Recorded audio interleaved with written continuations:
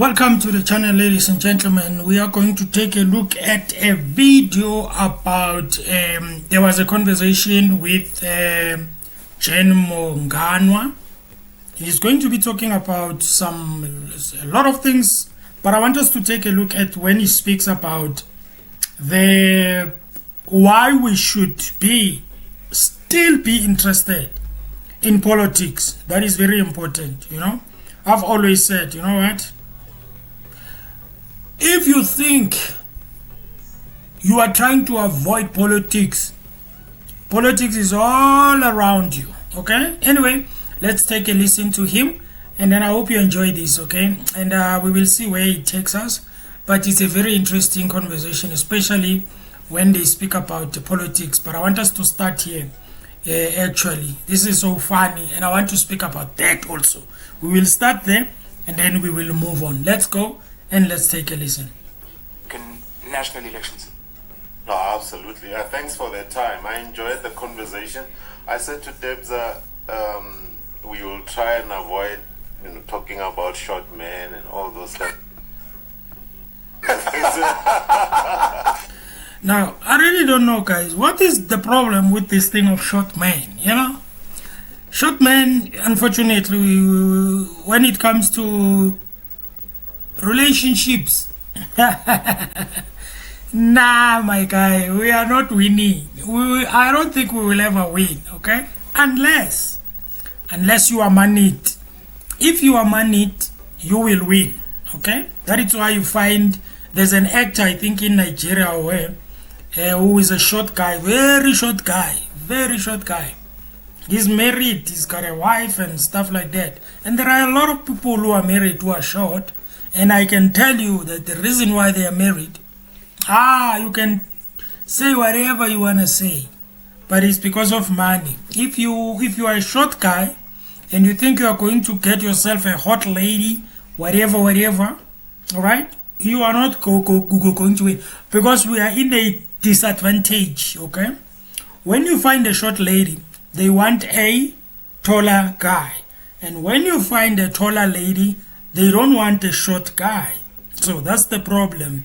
So the only thing that will help you is to have money, unfortunately, because I think that's what will make a person be interested in you, because of money. Okay, anyway, let's go on and listen. I just don't understand why life is like this. I just don't understand. So in other words, if you are short, you need to work as twice, 3 times more than other guys, because you want to have a lot of money so that you can attract people that you want to get married to. Okay? Anyway, because even those people who are saying, I don't like short guys, and then when you have money now, they start thinking, maybe because of money. Really? Whatever.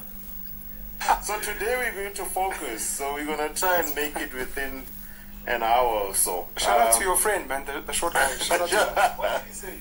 Hey man, you see already, this is going off tangent. Let's come back to this. The importance that important, Pen, is I think we covered some ground. One of those grounds were that if you actually want to understand what is happening in any society, look at interests. Don't worry about morals and all of that, right? So you refer to, for example, sort of white arrogance. I don't call it white arrogance. I just think they are looking. You see, the whole thing of tribal membership is you highlight the membership of a tribe that gives you the highest benefits. 100%. So we are all members of different tribes. You can be a tribe of parents, you can be a Zulu tribe, you can be a black tribe. So which one do you can be male, you can be man or woman and all of that. Which one do you pull out? You pull out the one that presents the highest benefit at a point in time. 100%. And that's actually not a white problem or a black problem. It's just the human. That's just what it is. And if you imagine yourself being white and you have been surrounded by privilege pretty much everywhere you have gone, largely related to the arrival with guns and all of that. We don't want to go there. It's easy to be arrogant because everywhere you've looked, there has been enough reinforcement to say you are the it, So, and I think any one of us in the same situation, I don't think we will behave any different. I agree. So what I wanted us to achieve today, Pen, is I wanted to do this in two parts. The first one is why I think politics still matters. I know a lot of people are saying, is there a point to it? Should you participate and all of that?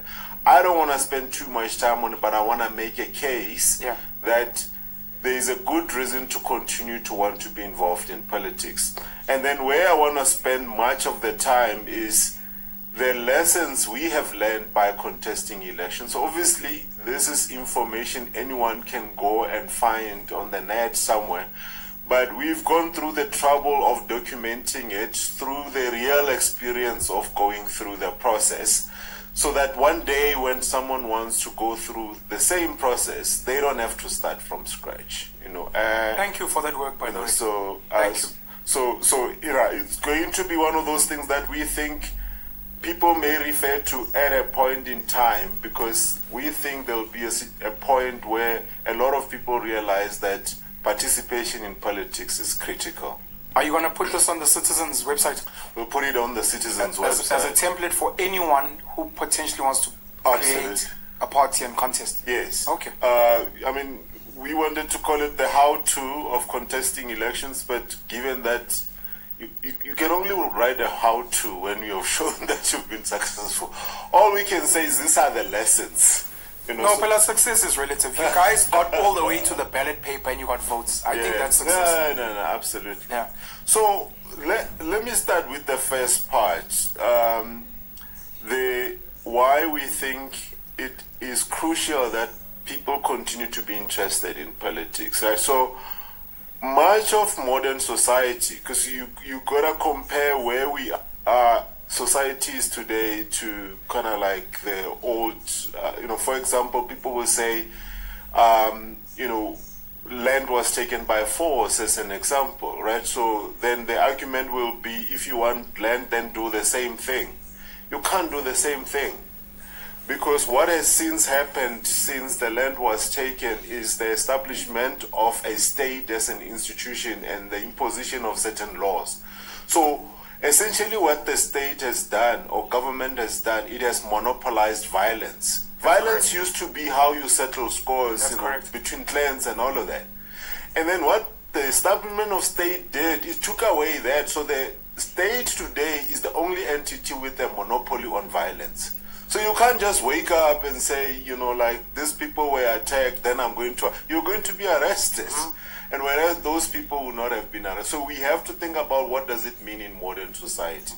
In modern society today, it is very difficult to change anything without forming some form of a grouping that pursues very particular interest. Now, it is true that organizing yourself into groups does not have to mean political parties. But for us, the reason why we are going to continue to need people to participate in politics is, unfortunately, politics sets the ground rules of participation in anything, right? Now, I see people saying, That is very important, okay? Whether you like it or not, guys. Whether you like it or not, whether you are jumping up and down, whether you hate politics, it doesn't matter. The fact is, it goes down to the point where when you're supposed to do something, you're supposed to start a business, supposed to do whatever, it's gonna go through politics. Okay? You don't have a choice, in other words. I can even boldly say you are forced to follow politics, to know what is going on. And it's for your information. Anyway. Screw government and all of these things. I'm just going to form my own group somewhere and do something. The government sets the tone for how you even play with, as your group. It even defines what is legal, what is not legal, and all of that. It sets the taxes, compulsory. People are talking about the tax revolt and all of that. You will just simply go to jail. SARS will charge you. So we are in a society where government is an inevitable part of the system we have today. So, and to the extent to which people are saying, I'm not interested in politics, for me, it's like, it doesn't make sense, because essentially politics sets the tone for what happens in your life. You know, You might not be interested in politics, but politics is definitely interested very, in you. very interested. Of course. In you. Yeah. I forgot who said this. To say, yeah, someone said, I'm paraphrasing the quote. So when you say you are not interested in politics, you're essentially saying, I'm not interested in my well-being. I'm not interested in my security. I'm not interested in the education of my children. Yeah. I'm not interested in provision of basic services. Because politics defines all of that. It defines all of that. Yeah. So I'm therefore saying, you know, we might not like it, but we need to participate in politics. Yes, the primary participation may be to vote, but who are you voting for, right? So we are going to need parties, right, to do that. Often what happens just before elections, people will bemoan the number of political parties, you know, which again, for me, it's a bit of sort of really a nonsensical argument, because through natural selection, don't worry about how many parties are out there, right? Parties will die and collapse, and somewhere, somehow, the strong ones will emerge. Like, we worry about things we don't need to worry about. I mean, Citizens for Us, I already said last week that we decided to deregister as a political party and focus more, you know, as an NPO, NGO, lobbying group. Yeah. So we shouldn't worry about that. You know, Carl Niehaus, by the time elections came, his party had already gone out and collapsed, right? So survival of the fittest will sort out this thing. You know, complaining about the number of political parties is the same thing as complaining about the number of podcasts now. Because there are so many podcasts. Yeah, my guy. A lot. Oof. Oof. Oh, yeah. But yeah, Uyane is saying natural selection. Those are the ones with 100 views. Yeah. Siyabonga, thank you. You know,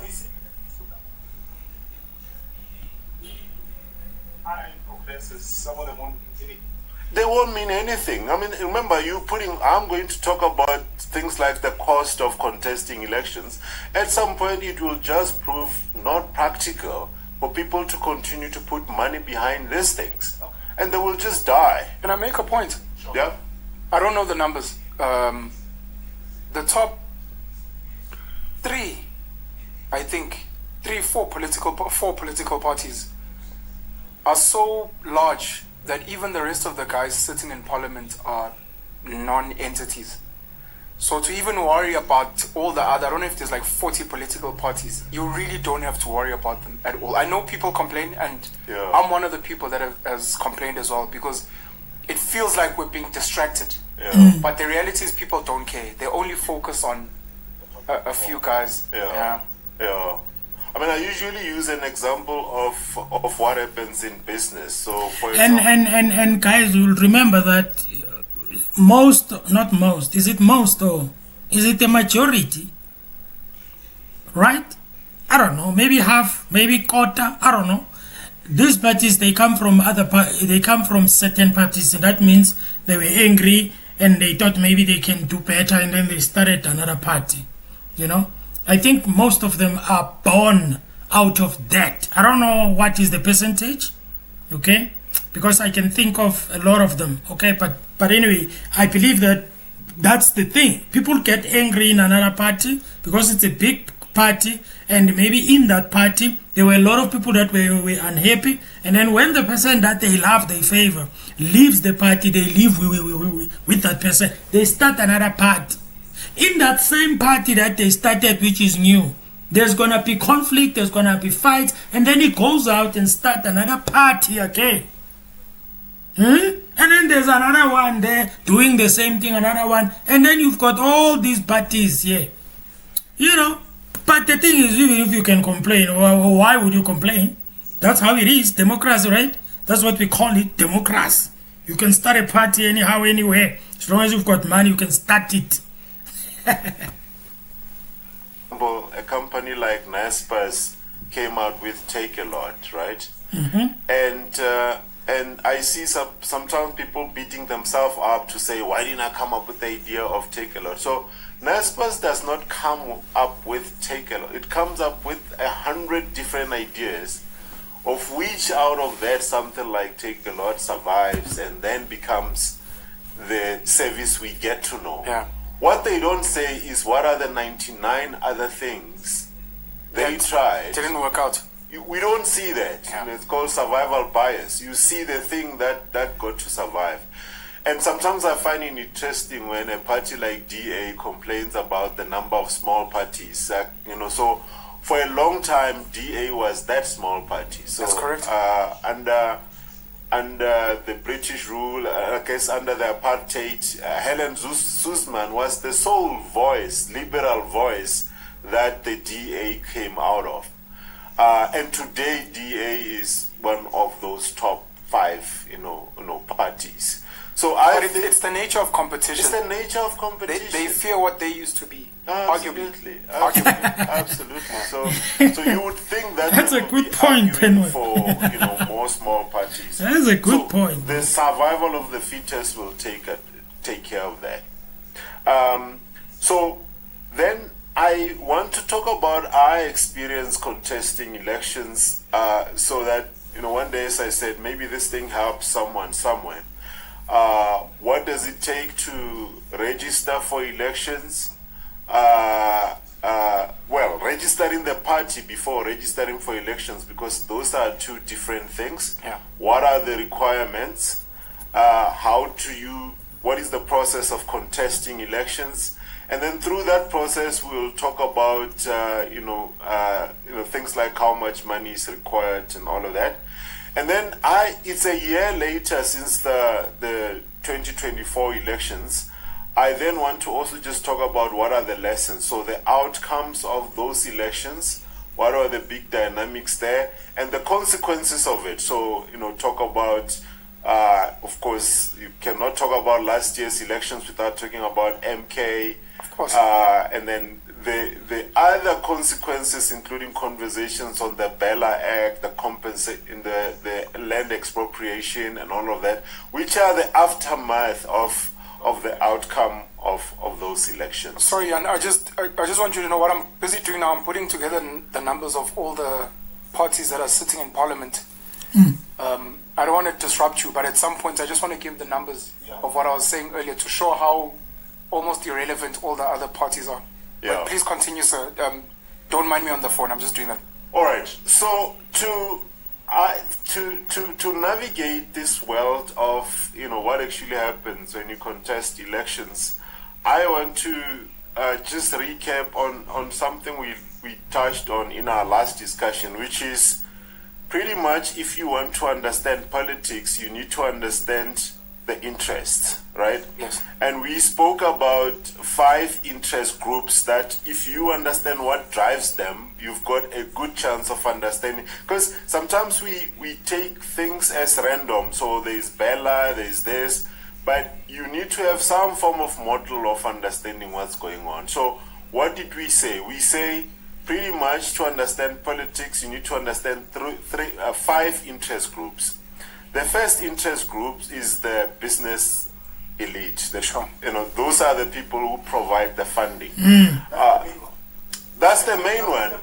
Of course. I'll put them. In fact, you're right, Debsa. Let me put them in order, because the business interest group, if you can join part of the business elite, right, then you can influence what goes on in a country without contesting elections. So you don't have there's no term, there's no 5-year term to it, or whatever. But sometimes when people say, no, but I'm running my own small business. No, business elite does not mean you're running your own small business. Business elite means government has to consult you before they set laws. As we're recording this, I just didn't confirm it. I didn't get a chance. But there's rumors, as we're recording this, on the 20th of May, that Johan Rupert was involved in organizing the the meeting with Donald Trump and Cyril Ramaphosa. Yeah. I just didn't get a chance to confirm it, but it was in the news that he may have been involved in, because I think Trump wasn't taking Cyril's calls at some point. Sorry to speak about the business elite. Yeah, the business elite. Oh, by the way, guys, you remember the video I made about Colin Malatsi when he was talking about the other thing that is very important that we need to understand is, even if Colin Malatsi speaks about, you know, old people, they must leave, they must give the young people a chance, blah, blah, blah, blah, blah. You must remember that whether you like it or not, whether you don't want it or you want it, whether you disagree with it or you agree with it, it doesn't even matter, okay? We've got this thing that is called market out there, right? That means the people that decide, okay, whom they will give a chance or whom they will give a benefit of the doubt, okay? It is out there, it's happening. All right, let me tell you something, guys. Listen, guys. Any person who decides to become the president and they think they are not going to be controlled, they are not going to be influenced, you've got another thing coming, okay? Because one thing that I've noticed is that there is this thing that is called market, right? And if they don't like you, trust me, you will know. And you will know by the way the economy will go. The economy will do. Even the people that were supporting you, when they look at the economy, they will be like, hey, my guy, I think you need to step down. Because of the markets. Because of the elite, as he says. And he speaks very nicely when he says, the elite is not the person who is sitting there in the township with small business. No, the elites are people who decide what they want to see. Who decides what do you have for them?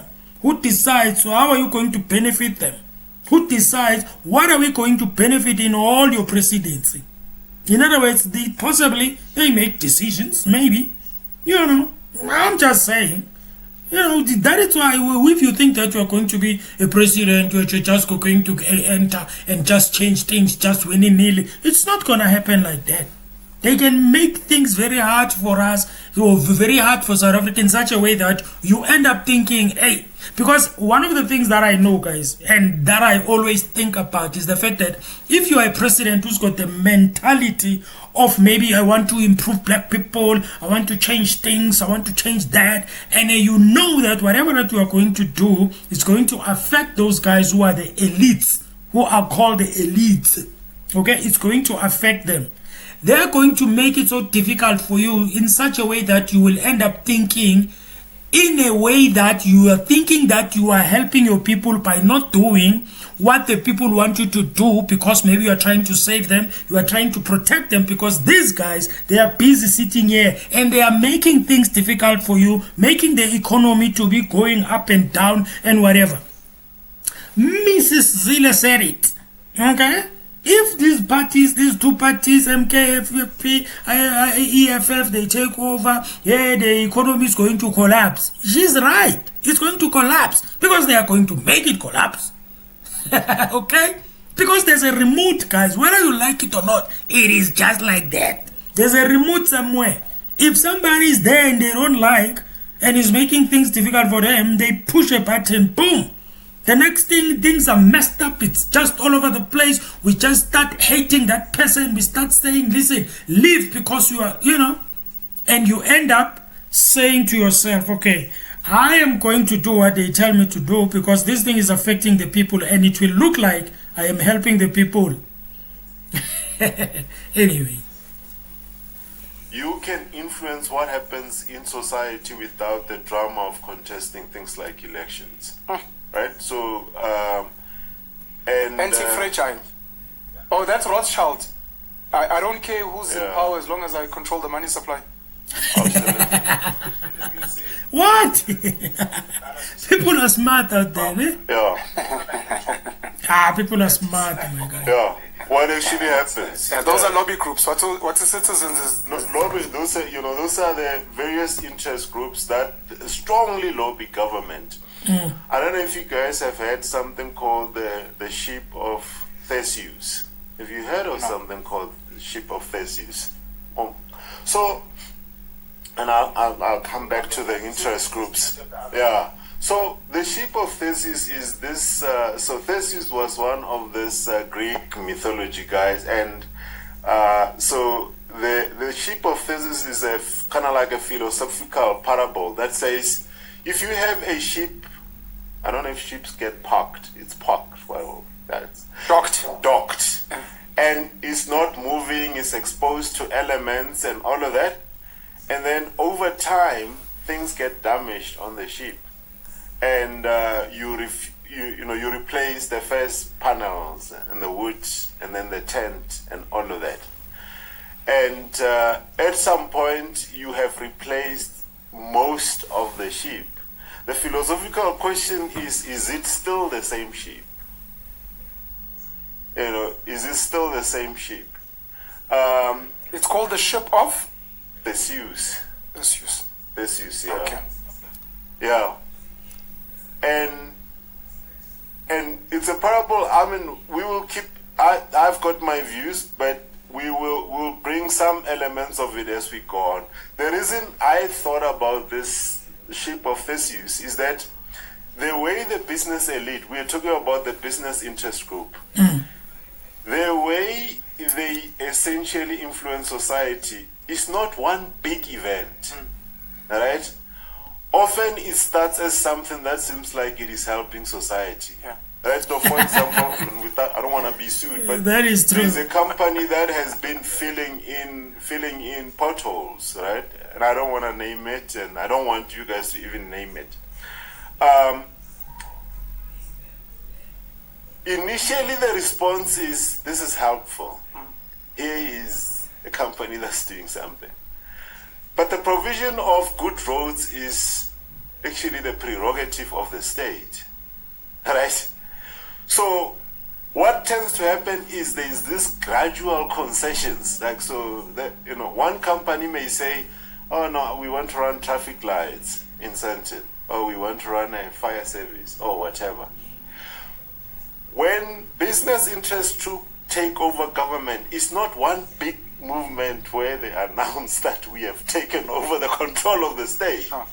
It's all of this small, seemingly helpful concessions.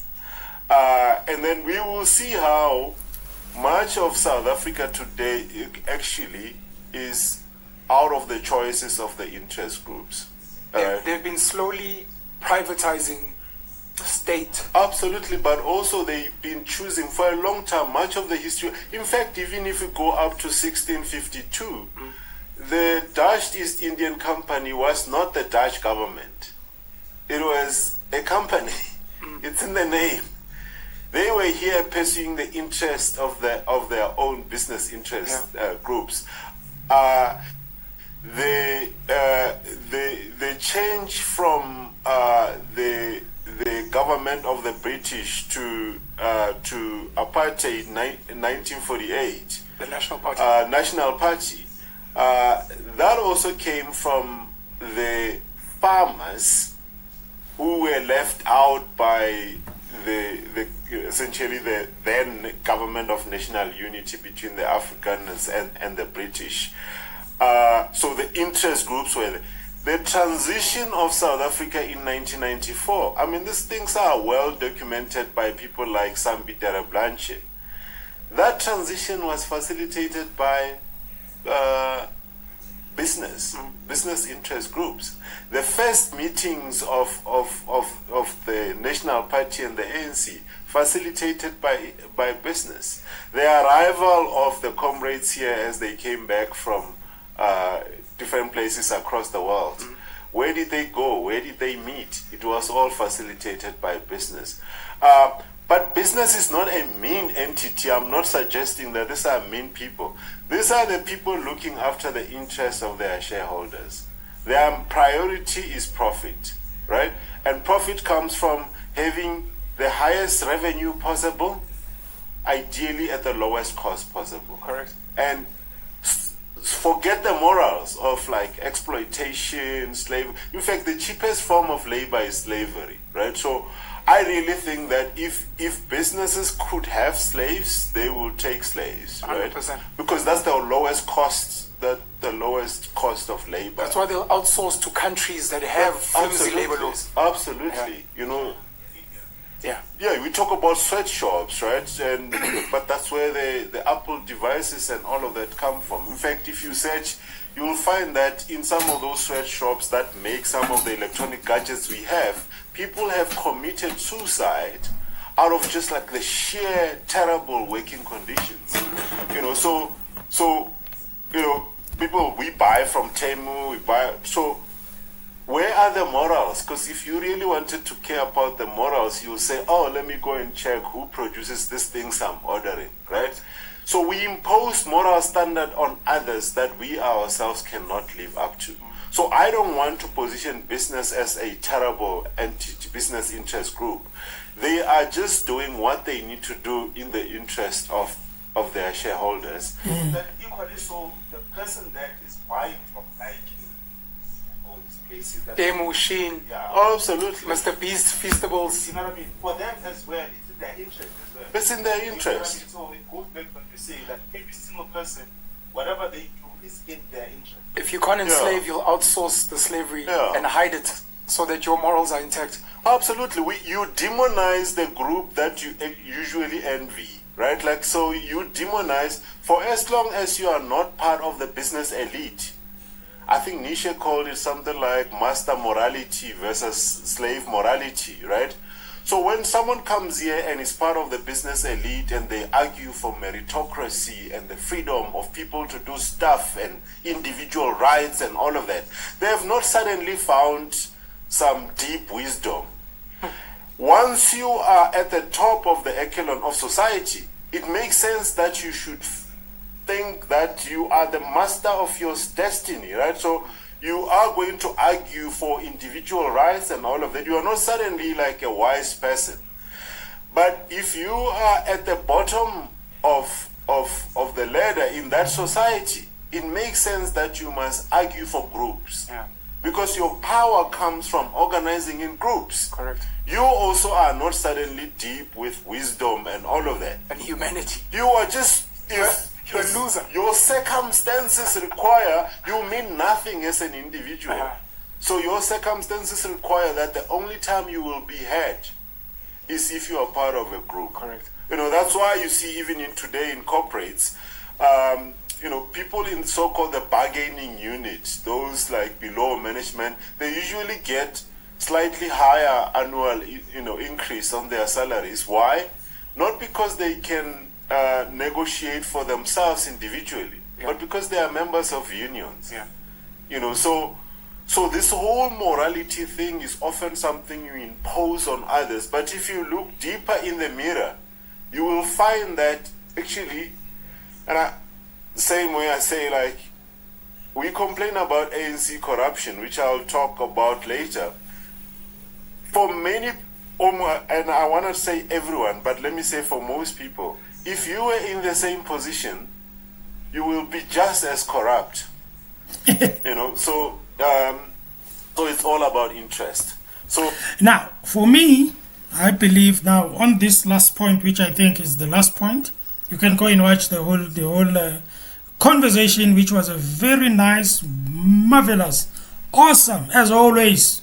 The Konvo Show, of course, they are doing very, very well there. Now, I want to speak about this thing of morality, okay? Now, guys, he is right, actually, that if you were in the same position, right, and you're supposed to show your morality, your good morals, okay, to whatever that is happening at the time, okay,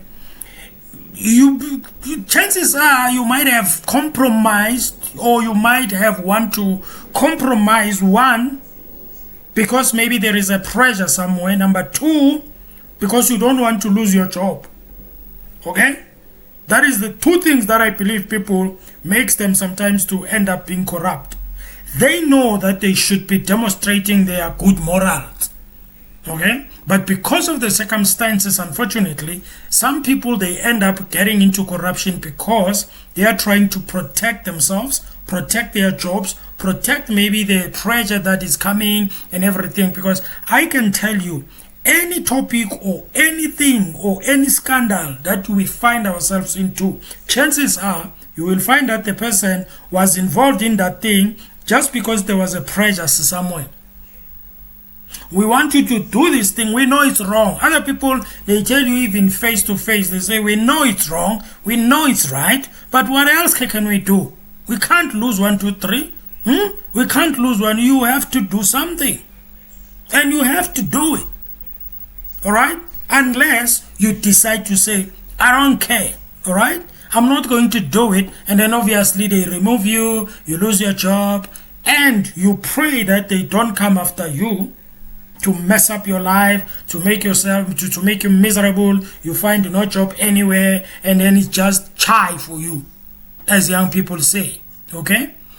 But I think he is right when he says some of us, maybe when we find ourselves in those corners, in those situations, we might have compromised somewhere. And unfortunately, ladies and gentlemen, corruption, and also when it comes to bribe, in most cases, they don't come as written bribe. They don't come as written corruption. They put it in a very nice, acceptable way. And then when it's acceptable to you, then you realize that actually that was corruption. You realize that that was a bribe. For example, they bring you some nice things there, and then you think just to say thank you, but it's a bribe. Next time they know that when they come to you and they ask for something, you will remember that present that they gave you. That's how it is. He is actually right that some of us or many of us might find, if we were in the same situations, chances are we might have, especially if the job is paying you well. And you are living a very lavish life, everything is nice, sweet, and you are enjoying, and you are imagining that if this thing is taken away from me, there is no flashy life anymore. There is no Gucci, there is no Louis Vuitton, nothing. Things are just going to, and people, they end up compromising, okay? Unless you are prepared to say, no, it's fine, even if I lose the job, even if I do whatever, okay? But if you are smart enough, whatever job you are doing, the money that you get, you might create something out of that. Take the money that you get as a salary, you create your business, you create things, you plant things, so that when you are getting fired, because maybe you want to keep your morals, so you want to have those good morals, or pushing and not compromising. And then you know that even if they fire me, it's fine. But chances are, if you do that against them, in most cases, people, they get suffering, even in their personal lives and stuff like that. Did you hear the guy from the RAF? What is RAF? What fund? I forgot that thing. What? Yeah, that one. I'll put it in the screen, maybe. Okay. Now, the thing is, guys, that guy there, he did say that, you know what, the reason why these people, they are doing this to me is because they don't want me there, because of I'm exposing things. That's what he says. I am busy exposing things, and I'm busy closing doors, maybe for them to do certain things, and then that is why they take me out. Obviously, that is under argument. Some people, they might say, nah, my guy, blah, blah, blah, right? That is why when he said there in that committee, he said that I came here, I flew here using my children's money, because I guess he can't access his money. I'm just thinking, I'm not saying that's the case. Maybe he can't access money, or maybe anything. That's how will happen to you. That is why, guys, when you join these things of politics and you want to be there, you must be prepared for anything. You must have a thick skin. You must just be prepared to, it's very difficult. Anyway, I don't know, guys, what do you think about this part of politics? I think this was a very good conversation, especially if you are a person who is thinking, I don't care about politics, blah, blah, blah, blah. Trust me, guys, whether you like it or not, it affects you, okay? You're looking for a job, it affects you. You're looking to start a business, it affects you. You want water, affects you. You want to buy a house, affects you. You want to do whatever. You want to start a business, it affects you. You go through politics in whatever you do. Even the people who are in churches, if you want a land, it goes through It goes through politics. That's why you need to understand and know politics. You don't have to be so deep, because I've told people that don't put it in your heart, but know about it. Know what is going on. At least you have some information on what is going on around you. Okay, ladies and gentlemen, I hope you enjoyed the video. You find this valuable, and there's a part where I think I will react on this live also, where he's going to be talking about what? Corruption in the ANC, I think. Yeah, I think he said corruption in the ANC. I want to hear that, and I want us to react to that, because that I think is very important to hear his view on that. And also you can put your view, guys, also in this video, on the other video that I will actually react on. Please put your comment in the comment section. Okay, engage respectfully, guys. Let us engage respectfully and make this thing very helpful. You know, you might say something that might change my mind about certain things. You might say something that I might learn from. I might say something that you might learn from. I might say something that is wrong, and maybe you bring it to me and say, listen, you were wrong here, I think 1, 2, 3, and then I might understand. Okay, I'm not here because I know everything. I'm not an analyst, but I'm on YouTube. I'm talking about politics. I want to be involved. I want to know about what is going on. That's why I listen to every person who speaks about politics. I watch all politics, international, everywhere. I know what's going on in America with Trump right now. Elon Musk, Trump, Elon Musk leaving Trump, and then Elon Musk coming back to apologize. I know that. Some of you don't know because you don't pay attention in politics. I don't care about politics. Yeah, blah, blah, blah. Hey. Anyway, thank you guys for listening. Have a good day. Subscribe, like the video, and also you can share. You can go and watch the video, actually the whole thing, which is on Konvo Show. I'll put the link in the description. Should I tag? No, I don't have to tag. I'll put it in the description. Click that. Go there. Go and listen and get some, you know. Remember, you have a right to say, I don't agree. Okay? Anyway, thank you guys for watching.